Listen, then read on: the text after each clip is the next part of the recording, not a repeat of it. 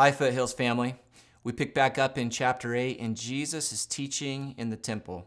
He's addressing the spiritual, or the Jewish leadership, I should say, and he is speaking boldly to them about truths of who he is and their own spiritual condition.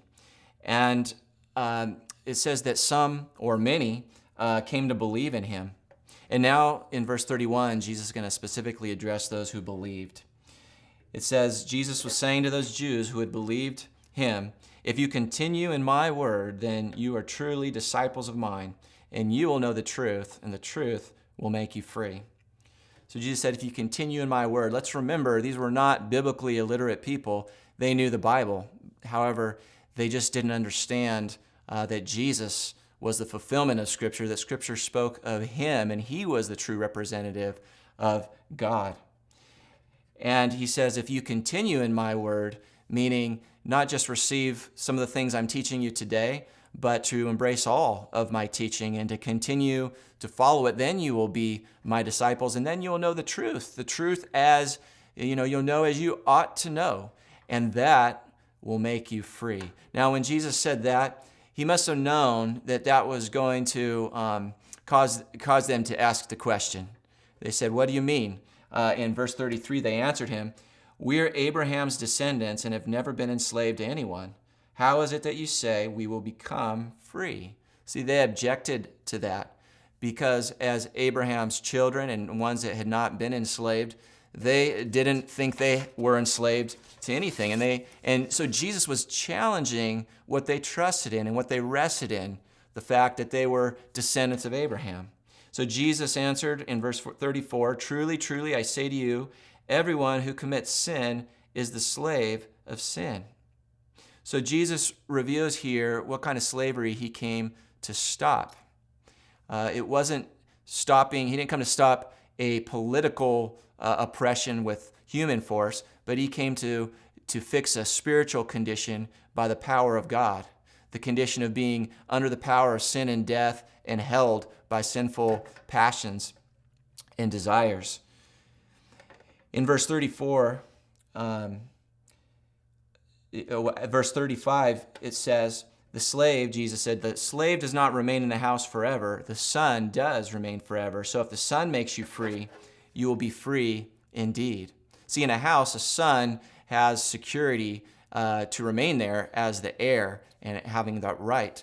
Where a slave, the status can change at any time. And Jesus is saying that he will share that status of sonship to anyone who comes to him and continues in his word, that they can be like him, a brother of Christ, out of under the slavery of sin and under the authority of a father with the status of a child of God. What a wonderful thing that the Son can make us free, and we will be free indeed.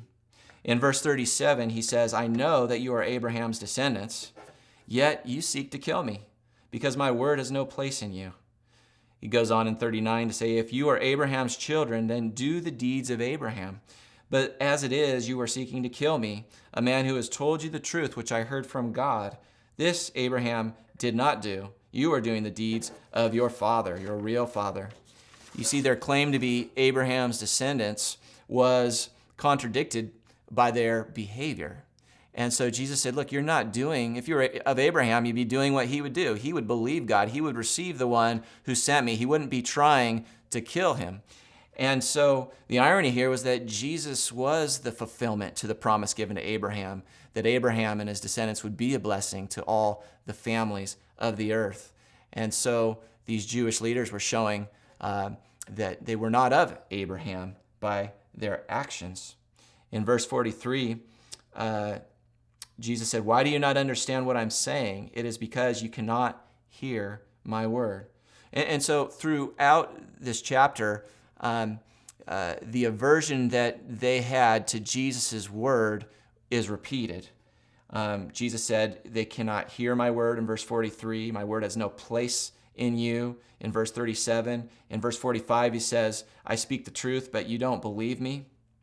And so they were not able to receive it. They had no appetite for it. They were repulsed by Jesus' words. We all have aversions and repulsion towards certain types of food, and that is affected by how we are raised and the culture of influence.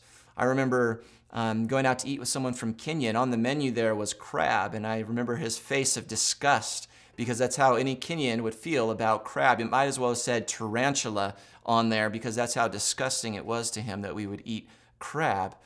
And in the same way, if we're conditioned by the culture of this world, and then the truth comes, the truth and the one sent by God, Jesus, who shares his word, is going to be repulsive to us if we're of the world. But the good news is our tastes can change. Just like our taste for food can change. Some certain tastes are acquired. At one time I was disgusted by coffee and guacamole, and now those are two things that I love. And so God can change our receptivity, but his word reveals our condition, and our repulsion to the things he says reveals areas that we're enslaved. And so, we must ask ourselves, are there any things of Jesus' teaching that we really have a hard time with or get hung up on? Maybe his commandment to forgive everyone who sins against us unconditionally. Maybe it's the command to have our loyalty and love for him be high and far above our love and loyalty to anyone else, including our own family. And maybe it's his demand that we give up everything to follow him. And what does our resistance to these things that Jesus says reveal about us? Areas that we're enslaved, and we need to admit it and ask God to change our hearts and set us free, because who the Son sets free will be free indeed. Jesus goes on to say in verse 44, "You are of your father the devil, and you want to do the desires of your father. He was a murderer from the beginning and does not stand in the truth, because there is no truth in him. Whenever he speaks a lie, he speaks from his own nature, for he is a liar and the father of lies." So Jesus is telling the Jewish leaders directly, look, you're doing the things that the devil would do. You're showing who is the real influence over you. The devil's a murderer, and you have murderous thoughts toward me. The devil's a liar. There's no truth in him, and you're not able to receive the truth that I'm sharing with you from God. So their response to that was to turn against Jesus and accuse him of being a demon-possessed Samaritan. And Jesus denied being demon-possessed and goes on to say a couple other things that they're going to have a hard time hearing.